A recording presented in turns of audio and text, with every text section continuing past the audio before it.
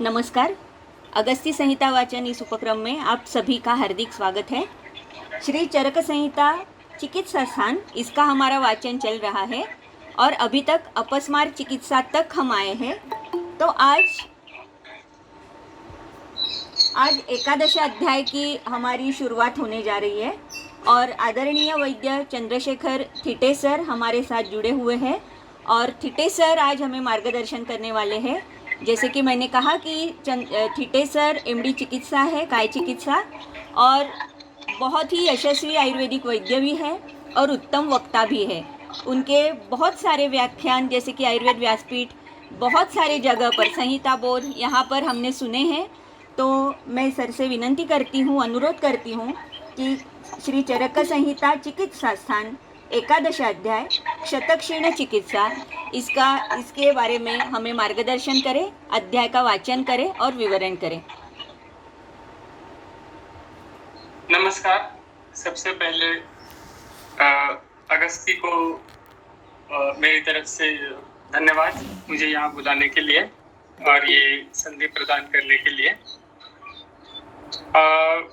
आगे जाने से पहले प्रार्थना कहते हैं। रागादिरोगान सततान खत्तान शेषकाय प्रसृतान शेषान औत्सुक्य मोहारतितान चघान योग पूर्व वैद्याय नमोस्तुते। तो इसमें तो संहिता पढ़ना यही हमारा उपक्रम है, तो वही से हम शुरू करते हैं। मगर उससे पहले एक दो बातें मैं कहूँगा कि व्याधि और लक्षण और हेतु ये तीनों अलग अलग है। अब इसमें कोई बड़ी बात तो नहीं है, मगर कई बार ऐसे होता है कि व्याधि और लक्षण और हेतु इसमें हम गलत करते हैं, इसमें हम कंफ्यूजन करते हैं। और उरक्षत और उसकी वजह से होने वाला व्याधि, उरक्षत ये एक किस्म से हेतु के स्वरूप, इसमें हमेशा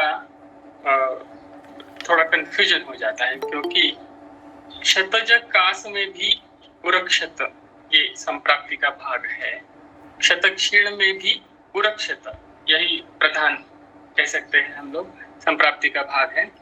और राजयक्ष्मा, इसमें भी उर में क्षत हो जाना, ये सभी जगह पे संप्राप्ति का एक भाग इस तरीके से कहा गया है।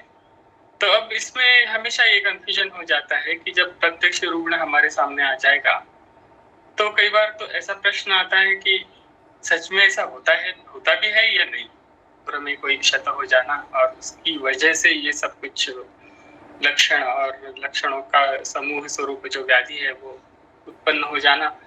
और अगर होता भी है तो उसके लिए वो जो चिकित्सा है उसमें कुछ अलग अलग बातें भी है या नहीं है, और वो प्रत्यक्ष रुग्ण में हम देख सकते भी है या नहीं देख सकते। तो इसमें एक बात यह है कि सबसे पहले तो हमें ये समझना पड़ेगा कि ऐसा क्यों किया है, अलग अलग व्याधि इनको क्यों कहा गया है, और इन्हें समझने के लिए प्रत्यक्ष रुग्ण में हमें इनको कैसे समझना होगा। तो उसके लिए सबसे पहला तो काम हमें यही करना पड़ेगा कि ग्रंथों का पूरी तरह से अध्ययन करना पड़ेगा, और वो शुरू से लेकर आखिर तक इस तरीके से करना पड़ेगा। दूसरा एक भाग इसमें है कि खास करके व्याधि और लक्षण और हेतु इनको समझने के लिए हमें निदान स्थान या आयुर्वेदीय निदान की जो प्रक्रिया है, जो वैद्य के अंदर होती है, वैद्य रुग्ण की तरफ देखता है और उसके अंदर जो कुछ हो रहा है उसके बारे में उसमें वैद्य को समझ में आ जाता है। ये प्रक्रिया हमें समझनी चाहिए, और ये सिर्फ शब्दों के द्वारा या मीमांसा के द्वारा या व्याकरण के द्वारा नहीं होगी, वो तो बहुत ही आवश्यक है, उसी से तो शुरुआत है। जब तक हमें संस्कृत और व्याकरण और शब्द ठीक तरह से नहीं समझ में आते, अगर हमारा संस्कृत का अभ्यास इतना नहीं है, जो कि नहीं है, मेरा तो इतना नहीं है, तो हम दूसरे जो संस्कृत जानने वाले लोग हैं उनके द्वारा ये समझ सकते हैं और प्रयास कर सकते हैं। तो इसमें से उस उपक्रम में ये जो अभी जो चल रहा है संहिता अध्ययन का उपक्रम, वो बड़ा ही आवश्यक और फायदेमंद साबित होगा। अब इन तीनों रोग और उनके अलग प्रेजेंटेशन, उनके लक्षण और उनकी चिकित्सा में जो अलग अलग भाग होते हैं, उनके बारे में जैसे जैसे हम आगे जाएंगे वैसे समझ में आता जाएगा। अब हम जो पढ़ रहे हैं वो क्षतक क्षीण ये अध्याय है। तो अब इसकी चिकित्सा में के क्या वैशिष्ट्य है वही हमारे सामने आते रहेंगे, मगर हमें अगर उसकी तुलना क्षतजकास या राजयक्ष्मा के साथ करनी है तो हमें उसी समय खुद जाके वो उसकी तुलना करनी पड़ेगी। अब ये हमारा अभी जो उपक्रम है उसमें वो हमेशा मतलब साध्य होगा ऐसी बात नहीं है, मगर जितना हो सके मैं उसकी तुलना करूंगा। तो आगे चलते हैं, शुरुआत से शुरू करते हैं। एकादशोऽध्यायः अर्थात क्षतक्षीण चिकित्सितं व्याख्यास्यामः इति स्मः भगवान आत्रेयः। तो शुरू में ही टीकाकार चक्रपाणि ने उरक्षत का जो संबंध है वो बताया है। जो इसके पहले वाला जो अध्याय है अपस्मार रोगेण विषम उच्च पतनादिभ्यः उरक्षतो अपि भवति, तो पतन की वजह से उरक्षत हो सकता है तथा क्षतक्षीण होते, और उसके बाद में क्षतक्षीण हो सकता है। तो पहली तो ये बात है यहाँ पर उरक्षत और उरक्षत ये हेतु स्वरूप, और उससे होने वाला जो क्षतक्षीण व्याधि है उसमें फर्क है, ये नजर आता है। तत्संबंधात् अपस्मारात् अनुक्षतक्षीण चिकित्सितम् उच्यते। तत्र क्षतक्षीण रूपात् वक्ष्यमाण स्त्री सेवादि कारणक शुक्रोज क्षयच्च जातो व्याधि प्रधानम् उरोविरुच्यते इत्यादिना वक्ष्यमाण लक्षणकः कारणे कार्योपचारात् उरक्षते इत्युच्यते। अब इसमें स्त्री सेवा इत्यादि कारण की वजह से, शुक्रोज क्षय की वजह से होने वाला जो व्याधि है उसमें उरोविरुच्यते इत्यादि लक्षण आ जाते हैं, और वहां कारण और कार्य, ये जो कारण है उसको ही कार्य करके कहा जाता है। कई बार उसे कारणे कार्योपचार ऐसा कहा जाता है। उपचार है ये, जैसे किसी कार्य को कहना है तो कारण को ही कह देने से उस कार्य का विधान हो जाता है, मतलब उसका उल्लेख हो जाता है, तो उसे उस तरीके से उरक्षत, इसी को व्याधि कहते हैं। अब देखिए यहाँ पर ग्रंथों में जहां जहां पर उरक्षत शब्द आया है तो वो व्याधि इस अर्थ से है, या उर्मिक्षत होना ये कारण जो है इस अर्थ से है, ये हमें देखना पड़ेगा। और व्याधि का नाम जो संविधान में दिया है वो तो क्षतक्षीण है, तो यही उसका व्याधि का नाम है, ये याद में रखना। यहाँ इसमें बिल्कुल ही कंफ्यूजन नहीं है, इसीलिए मैंने शुरू में कहा कि हेतु, लक्षण और व्याधि, इनमें बिल्कुल ही अलग अलग, ये तीनों बिल्कुल ही अलग अलग चीजें हैं। इसमें कई लोग ऐसा कंफ्यूजन कर देते हैं बाद में कि लक्षण ही व्याधि है या लक्षणों का समूह ही व्याधि है। तो इसका डिटेल जो है आपको माधव निदान में मिलेगा, वो आप पढ़ सकते हैं वहां पे, या ऑनलाइन भी उसके लेक्चर्स भी काफी उपलब्ध हैं। तो जैसे जैसे हम आगे जाएंगे तो इस वैसे उसका विवरण हो जाएगा। और दूसरी भी एक बात है यहाँ पर, क्षीणे च पुरुषे क्षतम भवति इति हेतु क्षतक्षीणे इति उच्यते।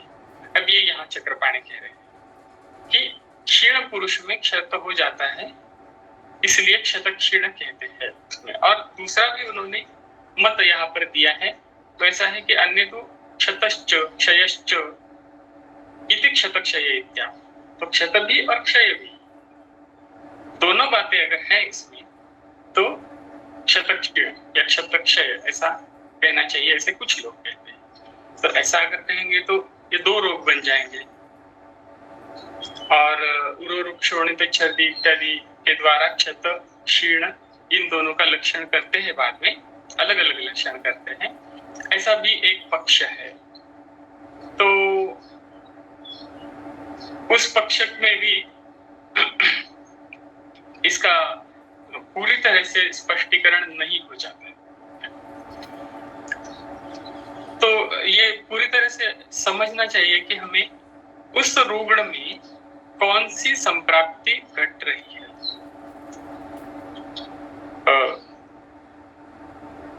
साहस इत्यादि हेतु के कारण पूर्व क्षत हो रहा है, या शुक्र ओज क्षय के कारण पूर्व क्षत हो रहा है। इन दोनों में से किसी से भी अगर शुरुआत है और आगे जाके क्षतक्षीण व्याधि का अगर वो रूप ले लेते हैं, तभी उसे क्षतक्षीण व्याधि कहना चाहिए। अब ये ऐसा है कि ऐसा क्यों किया है उन्होंने, ये हमारे समझने के लिए। जब सामने रुग्ण आता है तो उस रुग्ण में क्या घटना घटी है ये हमें देखना है, और उस रुग्ण में जो व्याधि है उसकी संप्राप्ति और उसके हेतु का क्रम वो अलग ही रहेगा, हर किसी में अलग अलग ही रहेगा। इसलिए कोई कंफ्यूजन, कोई गुंजाइश यहाँ नहीं रहती। और जो घटना सामने हमारे जो रुग्ण है उसके अंदर हम देखते हैं, उसी को अगर हम उसके ही साथ रहे तो चिकित्सा में कोई दिक्कत कभी नहीं आती। अब इसमें ऐसे रुग्ण मिलते भी है या नहीं, ऐसा भी कुछ लोगों को समस्या इसमें हो सकती है, मगर ऐसी बात नहीं है। ऐसे काफी सारे रुग्ण मिलते हैं और उनकी चिकित्सा भी सफलता से की जा सकती है। तो आगे चलते हैं। उदार कीर्तिर ब्रह्मर्षि रात्रे परमार्थविद क्षतक्षीण चिकित्सार्थम इदमाह चिकित्सितम। तो परमार्थ जानने वाले आत्रेय, जो उदार कीर्ति और ब्रह्मर्षि जैसा का वर्णन किया है, वो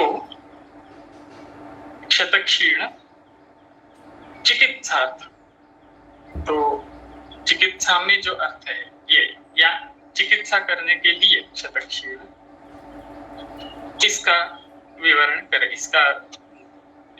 इसके बारे में कह रहे हैं। चिकित्सित जो है वो कह रहे हैं,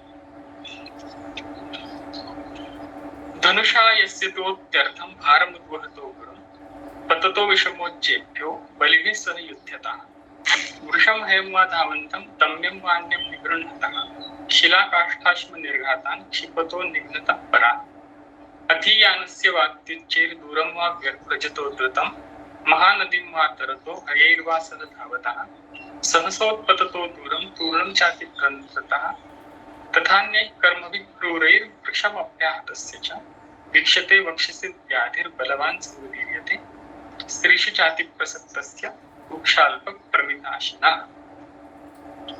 तो यहाँ पर जो हेतु है वो साहस इस तरीके से है, तो जितना बल है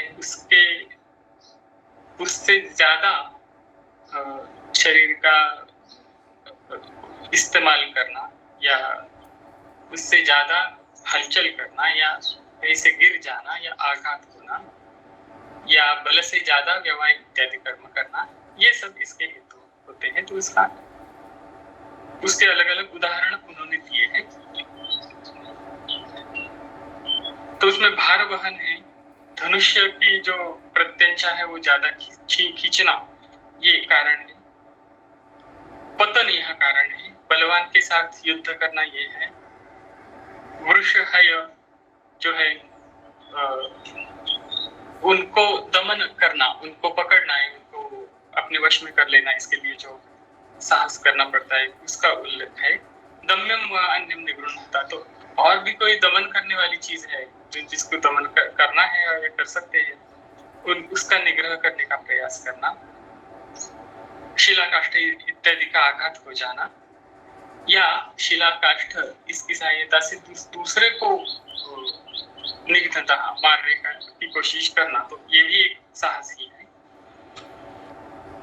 या यान पर आरूढ़ होके दूर जाना, बहुत ज्यादा इसमें साहस करना, या नदी पर तैरने का जो व्यायाम है वो ज्यादा करना, या घोड़ा इत्यादि के साथ दौड़ने का प्रयास करना, अति नृत्य भी करना, अचानक पतन हो जाना, और भी इसी तरीके से और जो कर्म है जो क्रूर और इस तरीके से हैं और जिससे आघात हो जाता है, उसकी वजह से वक्ष के अंदर क्षत हो जाता है और बलवान व्याधि की उत्पत्ति हो जाती है। और अभी अभी देखिए यहाँ पर तीनों ये चीजें अलग अलग है। ये जो कारण है ये अलग है, उसकी वजह से उर में होने वाली जो घटना है क्षत बनना ये अलग है, और उसकी वजह से बलवान क्षतक्षीण व्याधि की उत्पत्ति हो जाना ये बात अलग है। और ये जब तक हम नहीं समझते तब तक चिकित्सा में दिक्कत हो सकती है, क्योंकि निदान में ही बदलाव का हो सकता है। तो ये समझने के लिए रुग्ण के हेतु की जांच करना, और जब हम जांच करते हैं तब पूर्व रूप की ओर ध्यान देना पड़ता है। जब तक व्याधि की उत्पत्ति नहीं होती, मतलब व्याधि का जन्म नहीं हुआ है, ऐसी घटना नहीं है, तब तक जो लक्षण होते हैं वो पूर्व रूप होते हैं। मगर अगर कई बार ऐसे ही होता है कि रुग्ण हमारे पास आता है तो उसका व्याधि ऑलरेडी उसकी उत्पत्ति हुई है, कब हुए है ये भी हमें पता नहीं है, आज हुई है 10 साल पहले हुई है, ये भी हो सकता है, क्योंकि इसमें रेंज बहुत बड़ी है। उर में जो क्षत है वो छोटा है या बड़ा है इसको महत्व नहीं है, आज हुआ है या कितने दिन पहले हुआ है इसको भी महत्व नहीं है। मतलब महत्व तो है, सबको सेम महत्व है, यही मुझे कहना है एक्चुअली। क्योंकि हमेशा ये होता है कि हेतु के बारे में या लक्षण के बारे में हमेशा ये हम विधान करते हैं कि ये हेतु प्रमुख है, ये हेतु द्वियम है, ये लक्षण प्रमुख है या ये द्वियम लक्षण है, ऐसा विधान हो जाता है हमारी तरफ से। मगर वो उसका जो प्रामुख्य है या द्वियमता है ये हमारे समझने के लिए हम उसे द्वियम कह रहे हैं, क्योंकि हेतु तो हेतु होता है।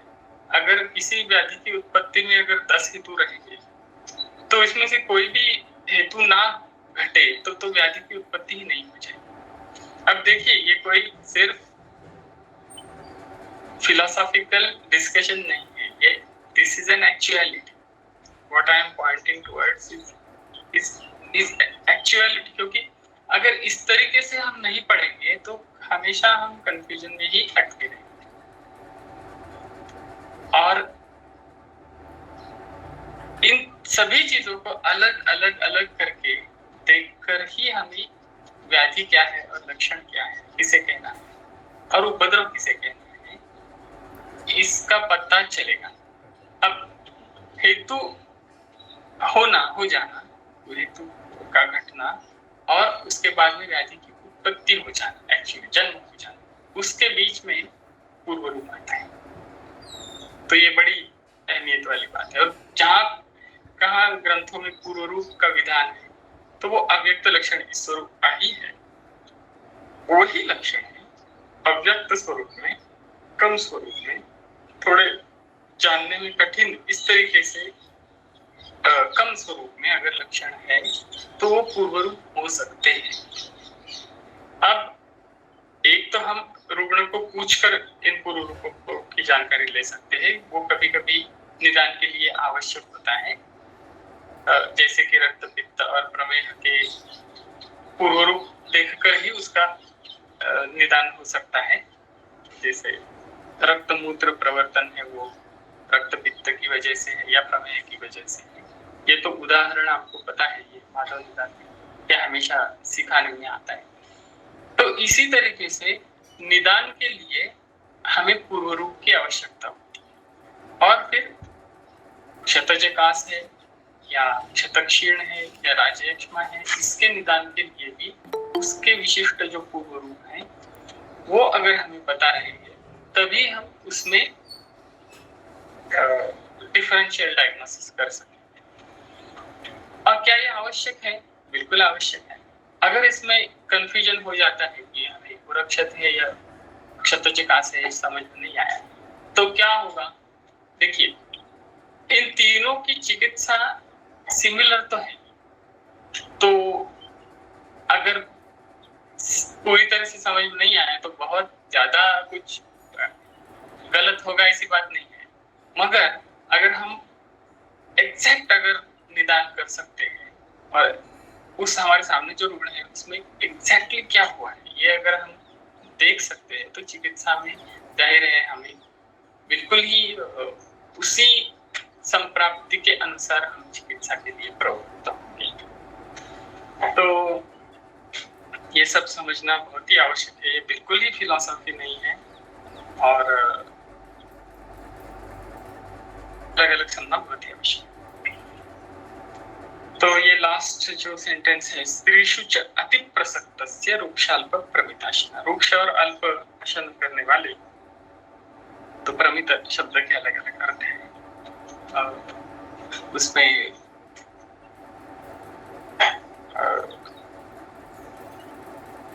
प्रमित मतलब गिनकर करना, ऐसा एक अर्थ बताया जाता है, हालांकि चक्रपाणी ने अलग अर्थ बताया। तो कोई बात नहीं, हमें इसका मतितार्थ जो है वो समझ में आ गया कि स्त्री के लिए अति प्रसक्त है और आशन जो है वो शुक्र का ये करने वाला, बढ़ोतरी करने वाला या वाजीकरण इस तरीके का नहीं है, तो जाहिर है कि उसको अति साहस हो जाएगा और उसकी वजह से क्षत उत्पन्न हो जाएगा। अब यहाँ पर चक्रपाणी ने इसमें राजेक्ष्मा और उरक्षत में जो मतलब क्षतक्षीण में जो फर्क है वो यहाँ पर दिया है, वो आप पढ़ सकते हैं। तो बेसिकली उसका ये कहना है कि उरक्षत स्त्रीतोषजन्य एवं संप्राप्तिश्च अयथा बलम आरंभेर भजन्तो उरसी वीक्षते वायु प्रकृतो दोषा उदीर्यो उभो विदावती वगैरह जो उक्त संप्राप्ति है उसके साथ उसने उसकी तुलना की है, वो आप पढ़ सकते हैं। तो हम आगे जाएंगे क्योंकि हमारे पास इतना समय नहीं है। पुरो विरुज्यते तस्य विद्यतेथ विभज्यते प्रपीड्यते ततः पार्श्वे शिष्यत्यंगम प्रवेपते क्रमाद् वीर्यं बलं वर्णो निश्चय्यते ज्वरो व्यथा मनोदैन्यं वेदो अग्निवधावपि दुष्टश्यावः सुदुर्गन्धः पीतो विग्रथितो भवति कासमानस्य च श्लेष्मा सरक्तः संप्रवर्तते सक्षतः क्षीयते इत्यर्थम् तथा शुक्रौजसो क्षयात्। तो ये लक्षण है क्षतक क्षय के। पुरो विरुज्यते तस्य, तो इसमें वेदना है।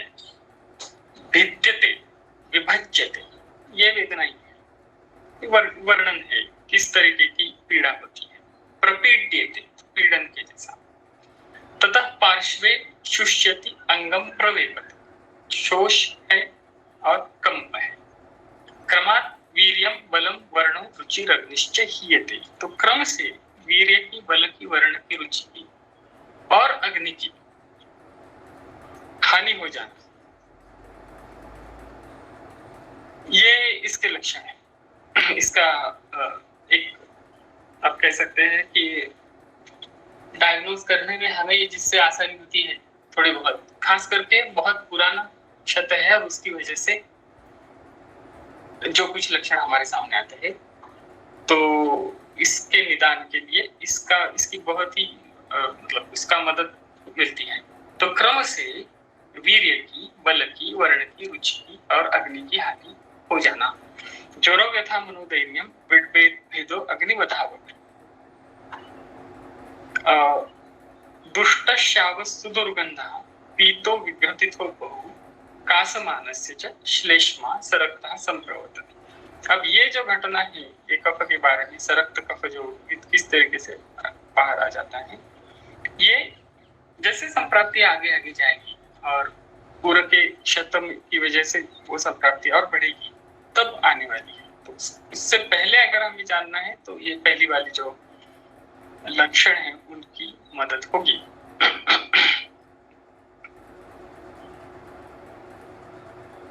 यहाँ पर अग्निवध ये जो लक्षण दिया है, तो इसके लिए अपि शब्द का इस्तेमाल किया है। तो अग्निवधात अपि ऐसा क्यों कहा है? तो चक्रपाणी यहाँ कहते हैं कि यहाँ विभेद जो है वो अग्निवधक के बिना भी हो सकता है, इसलिए अग्निवधात अपि ये शब्द है। तो ये अग्निवध का अलग उल्लेख नहीं है, अग्निवधात अपि का मतलब ये है यहाँ विभेद लक्षण अग्निभेद के बिना, अग्निवध के बिना भी हो सकता है, ऐसा इसका अर्थ है। तो ये पिक्यूलियर एक लक्षण यहाँ पर है।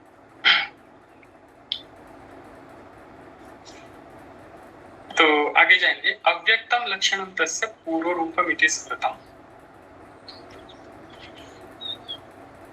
इसके बारे में हमने शुरू में ही चर्चा की कि जो भी ये सब लक्षण है ये अव्यक्त स्वरूप में पूरी तरह से स्पष्ट नहीं है, तो उसे पूर्व रूप कहते हैं। अब काफी बार ऐसे हो जाता है कि, और यहाँ पर भी स्मृतम शब्द है, और पूर्व रूप की स्मृति के बारे में जो रुग्ण में होती है या वैद्य में भी ये स्मृति होती है कि किस रोग का क्या पूर्व रूप है, वो उसे पता रहता है पहले से। इसके बारे में माधव निदान में काफी बड़ी चर्चा हुई है, और वो भी जैसे मैंने कहा कोई फिलोसॉफी नहीं है या बिल्कुल ही निरुपयोगी नहीं है, वो अच्छी तरह से उसका इस्तेमाल व्यवहार कर सकता है। तो ये सब लक्षण अव्यक्त स्वरूप में होंगे। अब ऐसा है कि काफी बार ऐसे होता है कि अलग अलग लक्षण लेके रुग्ण हमारे पास आते हैं, और उसमें से एक होता है कि वजन नहीं बढ़ता है, भार कम रहता है, बढ़ नहीं रहा है। तो आपने आदरणीय कोल्हटकर सर जी का एक केस हमेशा सुना रहेगा कि उन्होंने भार ना बढ़ने वाले एक व्यक्ति की सटीक निदान करके उसे लाक्षा की चिकित्सा की थी, और उसका भार जो है वो बहुत ही त्वरित बढ़ गया था। तो यहाँ पर भार मतलब पुष्ट शरीर का उपचय ऐसा लेना चाहिए, क्योंकि भार ये तो एक भाग है, उसमें शरीर का उपचय होना, संतर्पण होना, पुष्टि होना, बढ़ जाना, प्रूहण जिसे कहते हैं, वो देखने का भार एक जरिया है सिर्फ, क्योंकि उसकी द्वारा कोई हमें रोगण में जो सुधारणा होती है वो सही हो रही है, वो सिर्फ भार के द्वारा हम नहीं समझ सकते, वो उसके लिए बाकी लक्षणों का भी सहारा लेना पड़ता है। तो अगर ऐसा है तो क्या इसे हम अव्यक्त लक्षण कहेंगे? तो इसे तो हम देखिए, पूर्व रूप जो है वो कई दिनों तक चल सकते हैं, मगर क्षतक क्षीण के बारे में खास करके जब आघातजन्य संप्राप्ति होगी और क्षत की उत्पत्ति होगी और क्षत के बाद में क्षतक क्षीण व्याधि की उत्पत्ति होगी, तो उसमें ज्यादा अंतर रहने की संभावना नहीं। जैसे प्रमेह में होता है, कई सालों तक पूर्व रूप ही दिखते रहते और बाद में जाके प्रमेह के जो लक्षण है वो दिख सकते। वैसे ये भी एक किस्म की फ्लेक्सिबिलिटी, पूर्व रूप और व्याधि की उत्पत्ति, इसके बारे में हमें देखनी चाहिए, ऐसा मुझे लगता है। वैसे क्षतक्षीण या खास करके साहसजन्य उरक में क्षत बन जाना और उसके बाद में क्षतक्षीण हो जाना, ये आशुकारी व्याधि है, त्वरित हो जाता है ना, त्वरित उसके लक्षण दिखते हैं और ऐसे काफी रुग्ण भी सामने आ जाते हैं अगर हम इस तरीके से देखेंगे तो। मेरे सामने ऐसे ही एक रुग्ण आया था, वो आयुर्वेदिक क्लिनिक में ही काम करता था और बड़े बड़े मग से वो उठाता था, और उसने ऐसे कंप्लेंट करना शुरू किया कि मुझे खून की उल्टी आ रही है। अब वहाँ उसके जो मालिक है वो इतने सालों से उन्हें आयुर्वेद का क्षेत्र में रह रहे हैं, इसलिए वो अपने यहाँ से दवाई ही देते रहते। तो उन्होंने उसे कहा कि अरे नहीं नहीं ऐसे कुछ नहीं, ऐसे थोड़ी किसी को रक्त की उल्टी हो जाती है। तो उन्होंने उसको काफी दिन तक दवाइयाँ दी और फिर उस रुग्ण ने ही कहा कि नहीं नहीं मुझे अब इसे दिखाना चाहिए। तो मेरे पास आया और मुझे कहने लगा कि मुझे खून की उल्टी हो रही है और ये तो कोई मुझे विश्वास भी नहीं कर रहा कि ऐसा हो रहा है। तो मेरे सामने जब था तभी उसने कहा कि देखो अभी भी मुझे आ रही है। तो मैंने कहा कि जाओ आप, और उल्टी अगर हो गई तो मुझे बुला के लाओ, उस पर पानी मत डालो, वॉश मत करो। और उसने ऐसा किया और मैंने जाके देखा तो एक्चुअली वो टॉयलेट में गया था और वहां पे पूरे टॉयलेट फ्लोर पर और वॉल पर जैसे खून की वर्षा हो गई हो, इतना ज्यादा सब खून ही खून सब जगह पे दिख रहा था। तो इतना बड़ा स्वरूप भी उसका हो सकता है और फिर भी रुग्ण अपना दिन का जो काम है वो कर सकता है। तो मैंने भी तुरंत उसे उरक्षत जानकर ही, उरक्षत की जो चिकित्सा होती है वो तुरंत दी थी और उसका बहुत ही अच्छा त्वरित उसका रिजल्ट आया था। वो सब कुछ उसका रुक गया था। लाक्षा, यष्टि, दुग्ध के साथ ऐसे जो अध्याय में आया है वो आगे आएगा, वही चिकित्सा मैंने उसे की थी। तो ये रेंज है। हमारे सामने ऐसा भी रुग्ण आ सकता है कि वजन नहीं बढ़ रहा है, या ऐसे भी रुग्ण आ सकता है कि खून की उल्टी हो रही है। तो इन सभी में हमें, या कोई रुग्ण ऐसे होंगे कि काश यही लक्षण बताते हैं और उरक्षत करने वाले कोई कारण की हिस्ट्री नहीं बता रहे, वो हमें ढूंढना पड़ेगा। तो इन सबों का अलग अलग निदान करना बहुत ही आवश्यक हो जाता है। उरोरुक क्षोणित छर्दि कासो वैशेषिक क्षते क्षीणे सरक्तमूत्रत्वं पार्श्व पृष्ठ कटिग्रह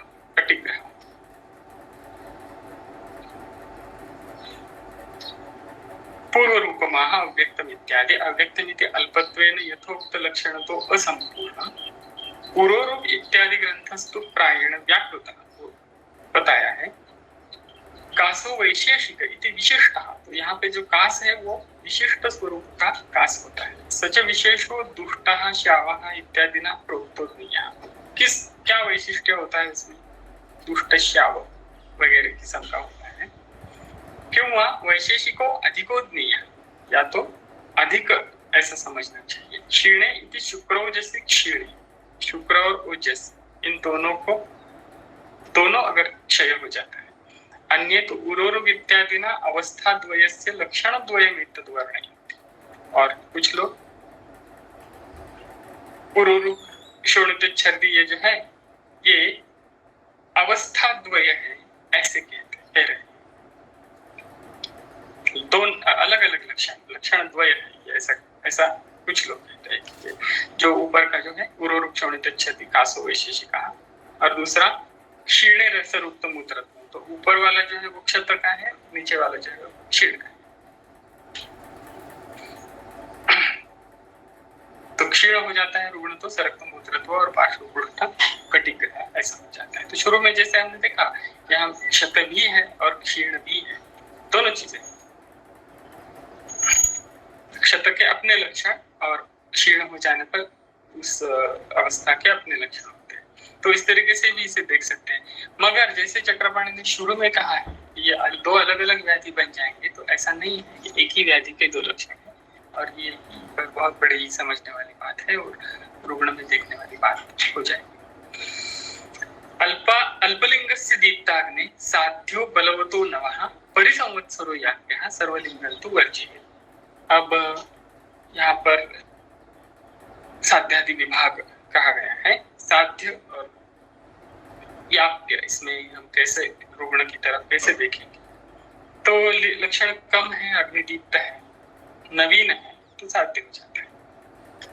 1 साल निकल गया है सर्व लक्षण तो याप्य हो जाता है। और सर्व लक्षण जिसमें है और 1 साल निकल गया है वो वर्ज्येत इस संज्ञा में आ जाता है। तो उसको वर्ज्य करना चाहिए, अब देखिए साध्यत्व में ऐसा है कि अगर याप्य है तो उसका मतलब असाध्य है। असाध्य का मतलब ये नहीं कि उसको बहुत ही वो रुग्ण पूरी तरह से डेबिलिटेटेड या इनएक्टिव या बेडरिडन हो जाएगा, इसका मतलब ये नहीं है।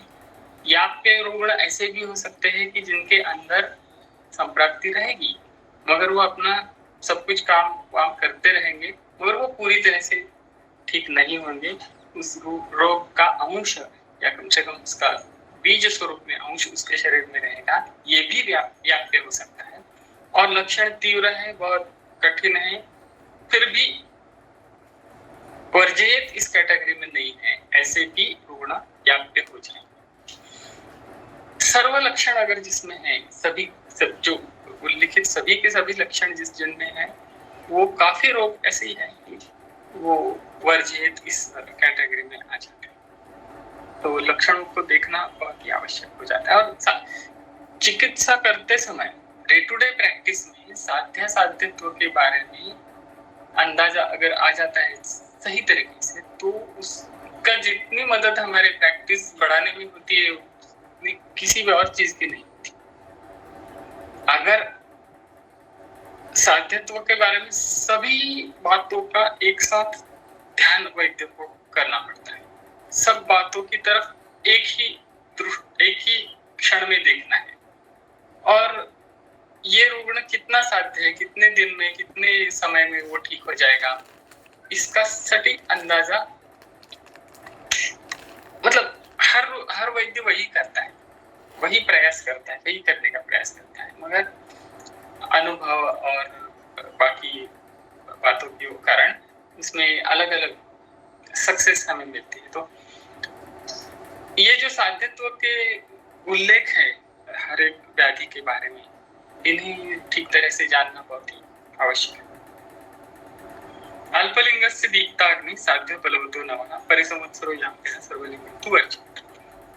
तो पुरो मत्वा क्षतं लाक्षां पयसा मधुसंयुतम् सद्य एव पिबेत् जीर्णे पयसाद्यात् शर्करा। यहाँ से चिकित्सा का विधान शुरू हो जाता है। तो एक बार उरक्षत ऐसा हमारा निदान हो गया, तो ये उरक्षत के बाद ये क्षतक्षीण व्याधि है या नहीं है, ये देखकर हमें उसकी चिकित्सा करनी है।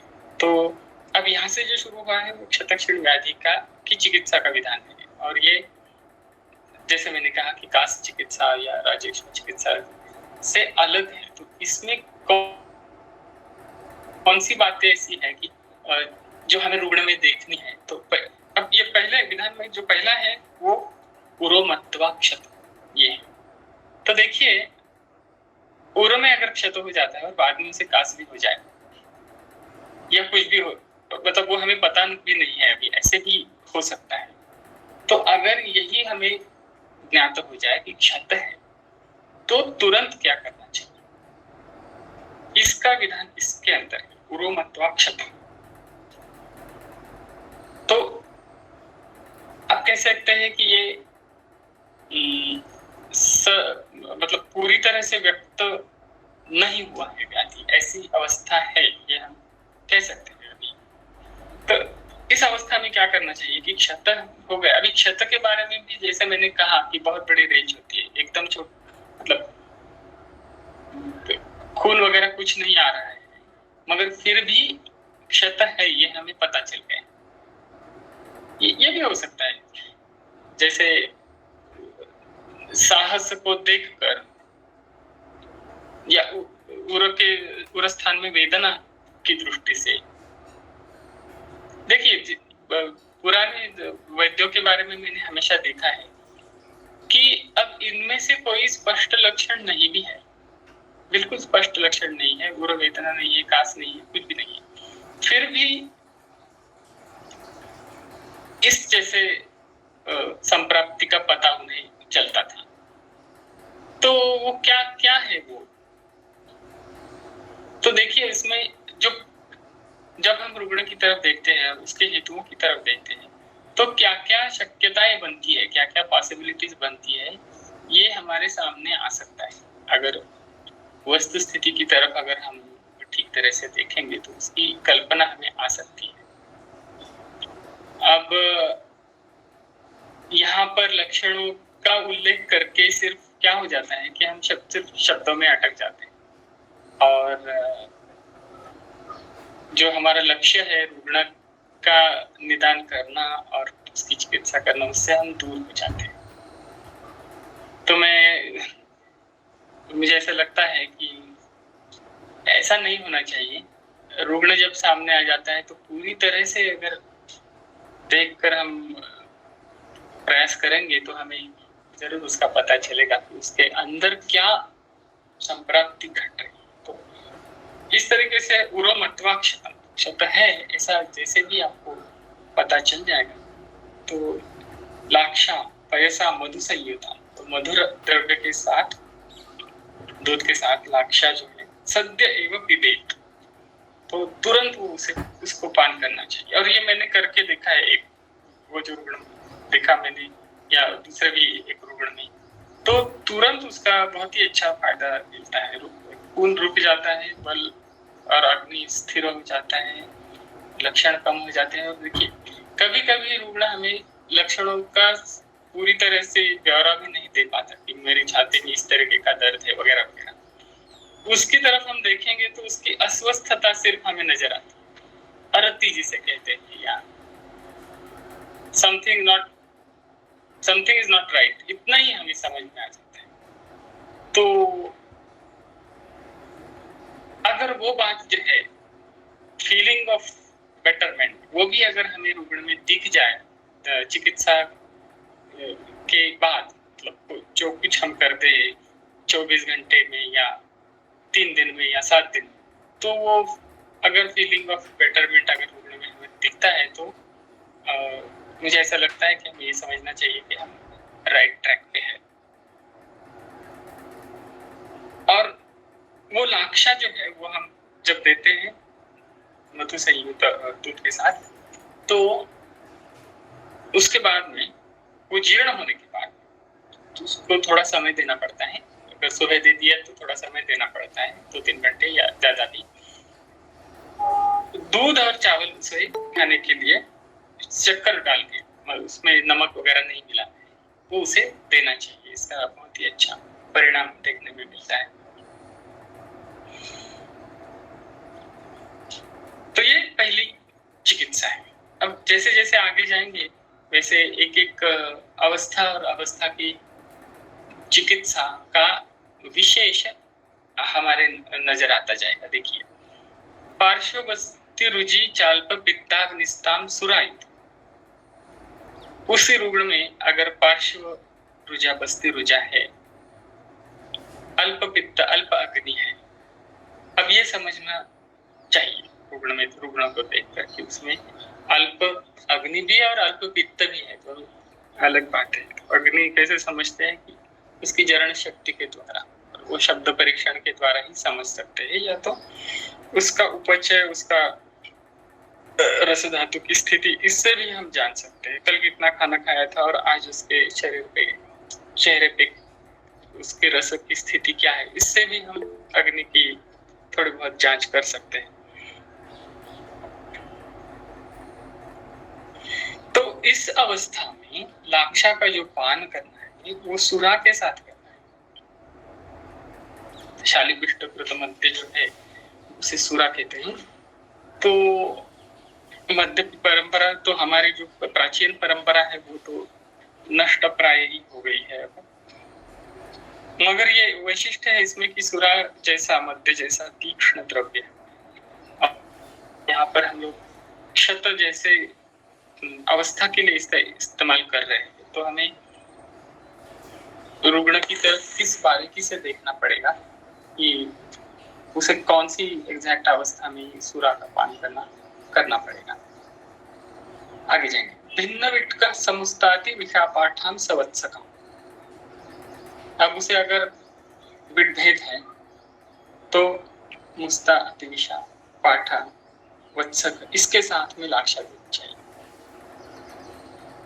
अब ये तो भिन्न विट्क की ही चिकित्सा है, मुस्ता पाठा वत्सक अतिविषा, मगर ये जो द्रव्य है यहाँ पर उल्लिखित है, ये उरक्षत और क्षत क्षीण इस अवस्था में उपयुक्त है, ऐसा समझना चाहिए। लाक्षाम सर्पिर मधुच्छिष्टं जीवनीय गणम सीताम, और भी है घृत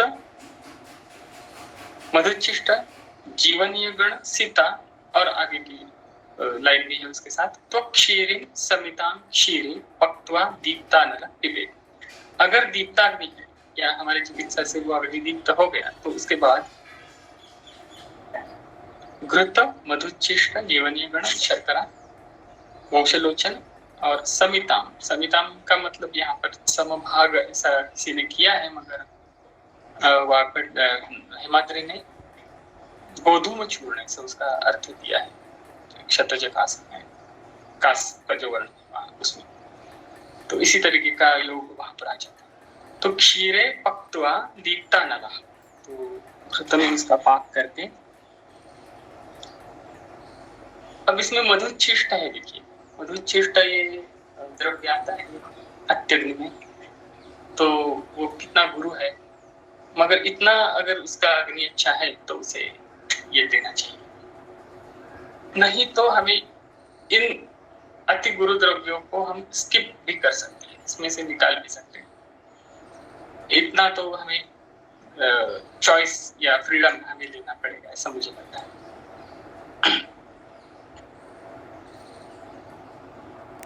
मगर मधुच्छिष्ट का अगर उपयोग कर सकते हैं हम लोग तो क्षत के संधान के लिए इसका काफी उपयोग होगा, क्योंकि मधुच्छिष्ट आपको पता है वो एक किस्म से वो संधान का ही कर्म करता है, उसकी निर्मिति जहां पर होती है, तो आप समझ सकते हैं।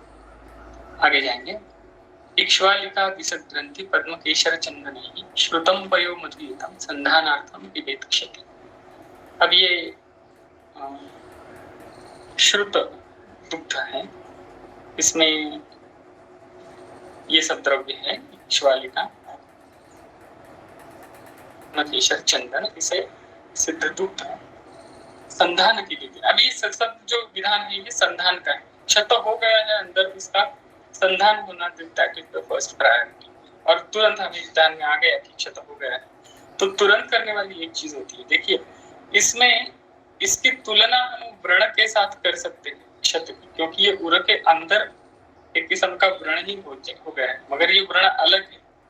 उर के अंदर का जो भाग है वो ज्यादा खींच जाने की वजह से थोड़ा सा उसमें तनाव पैदा हो जाता है, तो और बाद में ऐसा अगर हो गया तो बाद में वो बढ़ता जाता है और वहां पे कुछ गैप भी बन सकता है, कुछ बढ़ के उसका आकार भी, क्षत का आकार भी बढ़ सकता है। अच्छा, ये तो छोटे पैमाने पर या बहुत बड़े पैमाने पर, बाद में जाके वो बड़ा उसमें वो पोटेंशियल होता है। बाहर जो हम व्रण स्किन पर देखते हैं वो इस किस्म का नहीं होता, वो अलग होता है। और अब व्रण के बारे में व्रण का उल्लेख आया है तो आपको एक पासिंग कमेंट में करना चाहूंगा कि व्रण भी एक स्वतंत्र व्याधि की तरह उसकी तरफ देखा गया है। हमेशा ये ऐसा होता है कि हम एक हेतु और एक व्याधि, तो वो अनजाने में हम ऐसा ही सोचते हैं कि किसी एक व्याधि में एक हेतु प्रधान है, जैसे कि प्रमेह में मधुराशय या राजयक्ष्मा में जो कुछ है वो, शुक्र का क्षयजन्य प्रतिलोमनाजयक्ष्मा की बात कर रहा हूँ। ऐसे एक व्याधि और एक हेतु का एसोसिएशन करना हमें ऐसा आसान लगता है, खास करके आधुनिक इसमें चिकित्सा पद्धति में किसी भी व्याधि का एक कारण ढूंढ के वही प्रधान कारण है ऐसा करके उसकी चिकित्सा करना एक तरीका है, करने का एक तरीका है। जैसे इन्फेक्शन है या ऑटोइम्यून रिएक्शन या जेनेटिक, ऐसा कुछ तो एक ही कारण जो है वो उसके ऊपर मतलब अगर ध्यान दिया जाए, एक ही व्याधि का एक ही कारण है ऐसा समझा जाता है। मगर आपको पता है कि आयुर्वेद में ऐसा हम देखते नहीं है। जो सब कारण है किसी भी अवस्था की उत्पत्ति के पीछे, सभी कारण होते हैं, एक साथ होते हैं। और जो हम कहते हैं बहुकारण योगजन, तो ये बहुकारण योगजन्य व्याधि की उत्पत्ति होती है। और चिकित्सा के लिए वैद्य के मन में जो निदान होता है, उसका चिकित्सा उपलब्ध होती है, उस वैद्य के मन में आ जाती है, तो वो भी बहुकारण योगज ऐसे ही है। अनेक बातें जो है वो रुग्ण के अंदर वो वैद्य देखता है। अब ऐसा मैं क्यों कह रहा हूँ कि एक जैसे किसी भी रुग्ण की किसी भी अवस्था में देखिए, जब हम देखेंगे और करेंगे चिकित्सा, तब उस चिकित्सा के लिए अनुकूल बल है या नहीं, उसके अनुकूल काल है या नहीं, उसके अनुकूल वय है या नहीं, या उसका अग्नि है या नहीं, दूष्य कैसा है, देश कैसा है, ये सब बातें हम एक साथ उस रुग्ण के बारे में सोचते हैं। देखिए, तो उस रुग्ण की उस अवस्था के पीछे ये सभी कारण तो है, सिर्फ क्षत या सिर्फ एक कोई कारण ऐसा नहीं है, सब कारण है। कारण महत्वपूर्ण है ऐसा हम क्यों कहते हैं? क्योंकि हमें वो चिकित्सा के लिए, हम काल तो बदल नहीं सकते, काल को बदल नहीं सकते, वय को बदल नहीं सकते, अग्नि को मतलब त्वरित बदल नहीं सकते, उसे समझ जाएगा। तो जो हमारे लिए अनुकूल है वो कारण बदलते, इसलिए हम इसे कहते हैं कि नहीं, ये महत्वपूर्ण है, ये मुख्य कारण है। तो कारण होता है, मुख्य कारण और दुय्यम कारण ऐसा कुछ नहीं होता। और हम जो बदल सकेंगे वो बदलना ही हमारा काम है, वो एक साथ वो होना चाहिए। इसलिए हम लोग चिकित्सा में जब प्रवृत्त होते हैं तो दीप्ताग्नि है कि नहीं, संधान करना ये प्रधान है हमारे लिए, या उसका रस धातु बढ़ाना प्रधान है, ये हमें देखते जाना होता है। तो आगे जाएंगे। यवानां चूर्णमादाय क्षीर सिद्धम घृतप्लुतम ज्वरे दाहे सिताक्षौद सत्तुन्मा पयसा विवेक। तो ये यव का विधान है, इसमें यव का चूर्ण क्षीर सिद्ध घृतप्लुत करके, इसकी अवस्था है ज्वर दाह, और भी एक है सिताक्षौद्र सत्तु, ये तीन चीजें एक साथ करके पयसा दूध के साथ पीना है। तो यव आपको पता है अन्न द्रव्य है, और इसके पहले जो योग आए हैं उसमें कोई अन्न स्वरूप ऐसा, मतलब जो डे टू डे खाने में जो आता है, वैसे सूरा भी तो अन्न, वो कोई इस तरीके का अन्न नहीं जिसे हम स्टेपल डाइट कहते हैं। तो यह उस तरीके का है शुक्र धान्य जो हमें साथ में होता है, उसकी अगर आवश्यकता हो और जो है उसके साथ में, तो ये जो योग है उसका उपयोग होगा। मधुक द्राक्षा त्वक्षीरी पिप्पली बला काशी पार्श्वस्थि शूली च लेह्यात् सघृतम अक्षिका। अब ये योग है यहाँ पर मधुक द्राक्षा त्वक्षीरी, मतलब ओक्षलोचन, पिप्पली, बला, ये सब काश पार्श्वशूल और अस्थिशूल, इसके लिए घृत और मधु के साथ उसका लेहन करना है, थोड़ा थोड़ा लेकर उसको चाटना है, तो उसका भी अलग किस्म से परिणाम हो जाता है लेहन कल्पना का। तो यहाँ पर हम रुकते हैं, आगे जाके अलग अलग योग आते जाएंगे। तो यहाँ तक हमने जो देखा अब तक वो सब चिकित्सा का विधान ये है, चिकित्सा सूत्र हम जिसे कह सकते हैं वो है। अब बिल्कुल शुरू में हमने देखा कि गुरु में क्षत हो जाए तो तुरंत क्या करना चाहिए, और उसके आगे आगे जैसे गए हम लोग, तो बाकी के जो लक्षण हैं, इससे पूर्व में लिखित जो लक्षण है वो आते गए। तो ये वो आगे वाली अवस्थाओं में उस किस्म के चिकित्सा का, उन उन लक्षणों की चिकित्सा का विधान आता गया है। तो चिकित्सा का स्वरूप जो है वो क्रियाक्रम जिसे कहते हैं। तो ये जब मतलब अध्याय में वर्णन होता है तो क्या क्रम होना चाहिए, आइडियली वो क्रम बताया जाता है। मगर ऐसा प्रोग्राम में हम शुरू से शुरुआत करें, ऐसी ऐसी बात नहीं। पूर्वमत्वा क्षतम, ये जो अवस्था है तुरंत उसको क्षत हो गया है, ये कोई हमेशा थोड़ी नहीं आएगी, नहीं आएगी।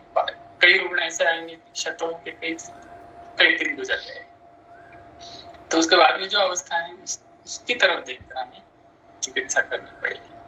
तो क्रियाक्रम में जो अलग अलग उपक्रम आते हैं, तो उन उपक्रमों की भाषा में हमें बात करना ज्यादा सही रहेगा, ऐसा मुझे लगता है। तो आज यहाँ रुकते हैं, कल इसके आगे। बहुत बहुत धन्यवाद सर। लेकिन एक प्रश्न यहाँ पर आया है, अभी पूछ सकते हैं? हाँ, बिल्कुल। तो एक प्रश्न आया है कि please explain exactly how to use laksha, मतलब सिर्फ दूध में मिक्स करके या दूध सिद्ध करके देना है, एंड लाक्षा का प्रमाण कितना है? हाँ, ये तो रुग्ण और उसके बल और अग्नि की दृष्टि से अलग अलग होता जाएगा। ये तो स्टैंडर्ड आंसर हो गया, मगर मैंने क्या किया था वो मैं बताता हूँ आपको। मगर आपको बिल्कुल फॉलो मत कीजिए, आप अपना जो application of your own observation is most important in these matters. I'll tell you please. So please don't misunderstand what I am saying. कि आप कितना भी दे सकते हैं, आप एक चुटकी लाक्षा दे सकते हैं या 2 चम्मच दे सकते हैं। देखिए आपका अगर ये मतलब ये रेंज मैंने बताई, इससे कम या इससे ज्यादा भी हो सकता है, क्योंकि मैंने कोलरकर सर जी को देखा है, तो वो जिसे हम एक चुटकी कहते हैं उससे भी कम मात्रा उनकी आती थी, मगर वो हमारे दिमाग के बाहर था। तो मैंने जो इस रुग्ण में किया है वो कूड़े में डाल के करीब 125 या कुछ 250 मिलीग्राम लाक्षा और उसके साथ यष्टि की पुड़ी बनाकर सिर्फ दूध में डालकर पीने के लिए दी थी। अब उसे सिद्ध करना ना करना, ये सब जितना ज्यादा हो सके रुग्ण परिचारक, रुग्ण की मानसिक स्थिति और उसके घर वाले क्या करेंगे, क्योंकि क्या है मैंने इतने सालों में देखा है कि रुग्ण घर में जाके अपना दिमाग चला के कुछ अलग अलग करते और उन्हें ऐसा लगता है कि क्या इसमें चलेगा, तो मिल्क शेक के साथ लेते हैं, कुछ भी मतलब पता नहीं क्या करेंगे। ऐसा नहीं है कि उसे कुछ बहुत ये हो जाएगा, किसी को मिल्क शेक का फायदा भी होगा, पता नहीं क्योंकि see we have to be totally and completely flexible about any possibility. That's my point. And if you want to know the usual usage, then it is about gram, 500 milligram, maybe 1 gram. That will also. अगर सिद्ध करके देंगे तो अग्नि और ये सब देख के उष्ण कितना चाहिए, शीत कितना चाहिए, बहुत ही रक्त का प्रवर्तन हो रहा है, रुक ही नहीं रहा, तो हम उष्ण चीजों का प्रयोग नहीं करते। तो सिद्ध देने से अच्छा है कि शीत दे दें, मगर उसका अग्नि कैसा है वो भी थोड़ा जज करना पड़ता है, उसका जजमेंट लेना पड़ता है। मगर इतनी कम मात्रा में अगर देंगे तो अग्नि की समस्या भी नहीं आती, इसलिए शायद कम मात्रा दी जाती है हमेशा। बस अब इतना ही कर सकता हूँ। यस सर, बहुत बहुत धन्यवाद। और एक जैसे कि एक मेरे मन में सवाल था कि वमन मैंने 2 पेशेंट को ऐसे दिया था कि जिनकी हिस्ट्री थी ट्यूबरक्लोसिस की, लेकिन वो हिस्ट्री मुझे बताई नहीं गई थी, यानी कि रुग्ण को ये शायद पता नहीं, लेकिन वो भूल गया था बताने के लिए कि ट्यूबरक्लोसिस उसे हुआ था। तो ऐसे हुआ कि बाद में जैसे कि एक तो ट्यूबरक्लोसिस यानी कि लंग्स का था और दूसरा जो ट्यूबरक्लोसिस लेकिन वो एब्डोमिनल था। ऐसे 2 अलग अलग पेशेंट थे, लेकिन दोनों में ये लक्षण मुझे मिला कि जैसे वमन के लिए पेशेंट बैठा है तो 2 वीक 3 वीक के बाद रक्त प्रवर्तन हो गया डायरेक्टली, यानी कि छर्दी में रक्त डायरेक्टली। बहुत बार ऐसे होता है कि मैं दूध देती हूँ उसके बाद और बलहानि अगर नहीं है तो दूध से कंटिन्यू करती हूँ, और जैसे कि एक आध वेग रेडिश आ जाता है, रक्त के साथ आ जाता है और उसके बाद अपने आप रक्त प्रवर्तन बंद हो जाता है। लेकिन जब ये ट्यूबरकुलोसिस की हिस्ट्री मुझे पता चली तो थोड़ा सा मुझे टेंशन हुआ। तो लाक्षा चूर्ण, दूध और शर्करा इसके अनुपान के साथ मैंने दिया था, जैसे अभी आपने कहा, क्योंकि तब सिद्ध वगैरह करने का तो समय ही नहीं है, क्योंकि ऑलरेडी पेशेंट वमन के कुर्सी पर बैठा हुआ था। तो बलहानि थी, इसीलिए मैंने ये दिया और वमन रुकवाया।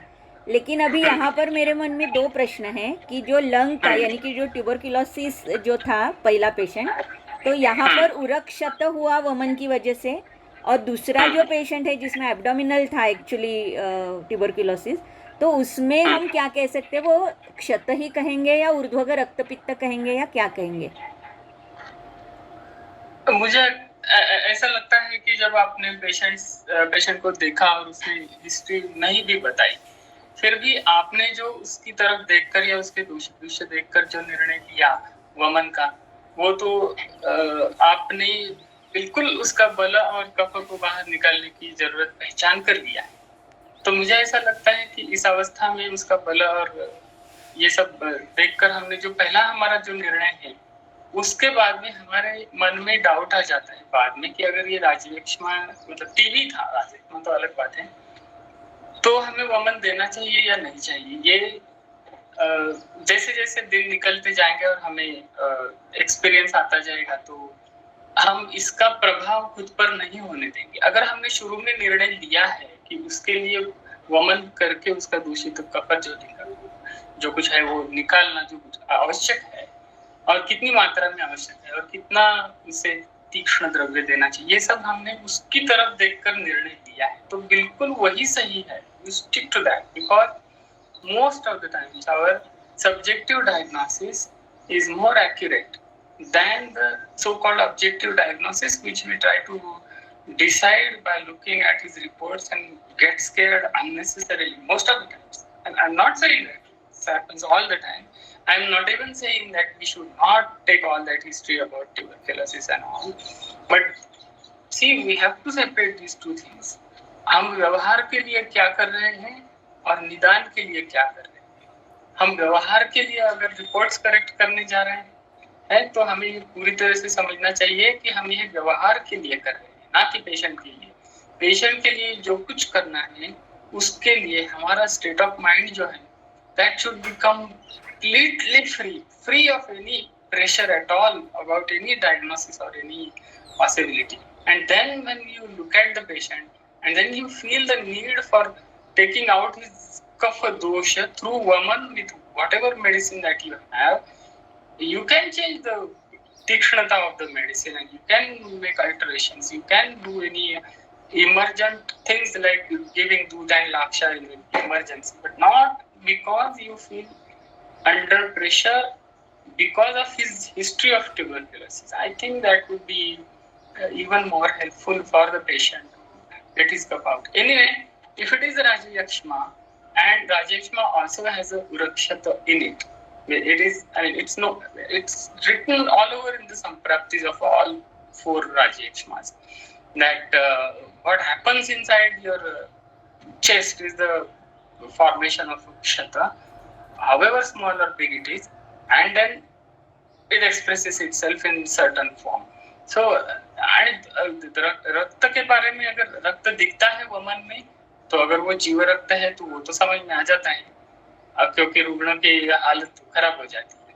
और अगर इस तरीके का रक्त पड़ता है तो दिखता है, तो इसका मतलब यह है कि उसके 2 मतलब हो सकते हैं। एक तो उससे बाहर जाने से रुग्ण को अच्छा लगा, तो अच्छा है, दूषित भाग जो है वो बाहर आ गया। अब वो ऐसे ही चलता रहे, ब्लीडिंग होता रहे, ऐसा नहीं होगा। अगर वमन की वजह से कफ और दोष निकल गए हैं तो वो रक्त वगैरह जो कुछ है, अगर धातु है तो वो अपने आप रुक जाएगा। कोई इसमें डरने की बात नहीं है। और हाँ, ये एक मैं बात कहूंगा कि अगर हमें डाउट है तो बहुत तीक्ष्ण नहीं देना चाहिए, थोड़ा थोड़ा करके भी अगर दोष निकल जाए तो चलेगा, मगर बहुत ही अगर तीक्ष्ण, और तीक्ष्ण जो है ना, ये शब्द मतलब ये रुग्ण की अपेक्षा में, कई लोग ऐसे होते हैं कि उनके लिए थोड़ा सा चुटकी भर मदन फल भी तीक्ष्ण हो जाते हैं। तो ये सब देखने वाला, वो क्या देखना है तो डायरेक्टली देखना पड़ेगा। वो रुग्ण की जगह पे खुद को लेके जाना है। और आतुरस्य अंतरात्मा, ठीक है, हम लोग इतना नहीं कर सकते, पता है मुझे कि हम लोग कोई ऋषि मुनि नहीं है कि जो आतुरस्य अंतरात्मा योना विशति योगीवत इतनी अवस्था प्राप्त कर जाए, मगर हम उस रुग्ण की तरफ पूरी तरह से, हमारी तरफ से पूरा ध्यान देकर देखे, या खुद को उसकी जगह पर लेके जाएंगे तो हमें पता चलता है कि उसे कितनी उल्टी देनी चाहिए और कितना बल है उसका। वो जो सब्जेक्टिव अंडरस्टैंडिंग जो वैद्य का है ना, उसके आगे में कोई रिपोर्ट की बात नहीं मानता, क्योंकि वही सब्जेक्टिव अंडरस्टैंडिंग जो है ना, वही सबसे ऊपर होता है। तो आपने जो निर्णय दिया उसको वमन देने का, वही सही था। तो बाद में यही प्रूव हो गया कि आपने जो दिया था वही सही था। हाँ ठीक है, अचानक से ऐसी कुछ घटना हो गई कि नहीं पता था, ठीक है ना, कोई बात नहीं। हर nobody knows it all. No one person, single person knows each and everything in the world. That is not possible. Many intelligent specialists also don't know many things. Simple things like Agni and Am and which we find very simple and straightforward and important. I mean, we find it important, don't we? मी त्याच्या बाबतीत मी एक असं उदाहरण देतो की AC मध्ये वातव्याधीचा रुग्ण आहे, तर आयसीयू मध्ये तिथे एसी चाललेला असतो, तो बंद करणं आमच्या दृष्टीने किती जास्त महत्वाचं आहे, पण ते नाही शक्य होत त्यावेळेला. तो या बाबतीत ना प्रेशर घेऊन काही उपयोग नाही. आपल्याला आयुर्वेदाच्या दृष्टीने जर का मदत करायची असेल पेशंटला, ती आपण निश्चितच अशा पद्धतीने करू शकतो. हा, तुम्ही इमर्जन्सी म्हणून जे उपाय केले ते अर्थातच तुमच्या अनुभवात सुंदरच आहे, त्याच्यात काही प्रश्न नाही. कारण रुग्णाची बलहानी झाली सर, म्हणजे रुग्ण दमला एकदम, म्हणून तिथे द्यावं लागलं मला. अदरवाईज मी देते डायरेक्ट, म्हणजे तसं सुरूच ठेवते, फक्त दुधानी देते. म्हणजे तीक्ष्णता जे तुम्ही म्हणालात ना ती कमी करते. यष्टी मधू पण देत नाही, दुधानी सुरू करते, की थोडंसं काय होतं, तर्पणही होतं आणि वमनही होतं, अशी दोन्ही कामं होतात. पण या रुग्णांमध्ये, दोन्ही रुग्णांमध्ये असं झालं की एकदम बलहानी झाली, मग एकदम ते असे दमले एकदम, किंवा मे बी त्यांचं मानसिकही दमणूक असेल, रक्त बघूनही घाबरले असतील, अशी शक्यता नाकारता येत नाही. पण हा, दूध आणि लाक्षा मी दिलं, थांबलं रक्त त्याच्यानंतर. पण मग हे ट्युबरक्युलोसिस जे काही होतं, तर तो क्षत होता का तिथे, म्हणजे उरक्षत पुन्हा तिथे निर्माण झाला का, असं मला विचारायचं की वमनामुळे. राजयक्ष्मा असेल तर उरामध्ये क्षत असू शकतो. हा, राजयक्ष्मा असेल तर ह्याच्यात काही शंका नाहीये. आणि ऍब्डॉमिनल ट्युबरक्युलोसिस असं डायग्नोसिस होतं, पण मग आपल्या दृष्टीने माहित नाही काय ग्रहणी होतं का, आपलं पित्त होतं का काय, हे असं काही असू किंवा काही नसू पण शकेल, ह्याच्यापैकी काहीच नसू शकेल, तो काही प्रश्न नाही. पण बऱ्याच वेळेला रक्त पडतं. मी अगदी सुरुवातीला जेव्हा पडलं होतं तेव्हा मी तर जाम घाबरलो होतो, म्हणजे जेव्हा आणि भरपूर पळापळ केली होती त्यावेळेला. पण लकीली मी माझ्या त्या पेशंटला माझ्या एका मित्राच्या हॉस्पिटलमध्ये वमन दिलं होतं. बाकी काही आम्ही केलं नाही, पण वमन थांबवलं तात्काळ. पण नंतर मग थोडी जशी सवय होत गेली तसं, आणि बाकी वैद्यांची कथा पण ऐकत गेलो की हे रक्तवर्णी पित्तच असतं फक्त, बाकी काही नाहीये, किंवा रक्तपित्त सुद्धा त्याला नाव देता येत नाही. आणि मग पेशंटना किती, एक तर पेशंट मला म्हणाला की हे तर मला दररोज असंच पित्त पडतं, की म्हणजे रोजच त्याला रक्तयुक्त शरधनाची त्याला होत असेल. आणि मी आपल्यालाच धीर दिला पेशंटनी, असं झालं की नाही काय होत नाही, तर हे होतं, याला काही अडचण नाही. आणि तुम्ही, त्यामुळेच मी म्हटलं की तुम्ही तुमच्या बाजूने जो निर्णय त्या क्षणी घेतला तो सगळ्यात जास्त, कारण दुसऱ्या कुठल्या वैद्यांनी काही त्याला माहित नसणार, तुमचा पेशंट तुम्हाला अचूकच तुमचा निर्णय असणार आहे, याच्यात काही शंका नाही. चालेल, बहुत बहुत धन्यवाद सर.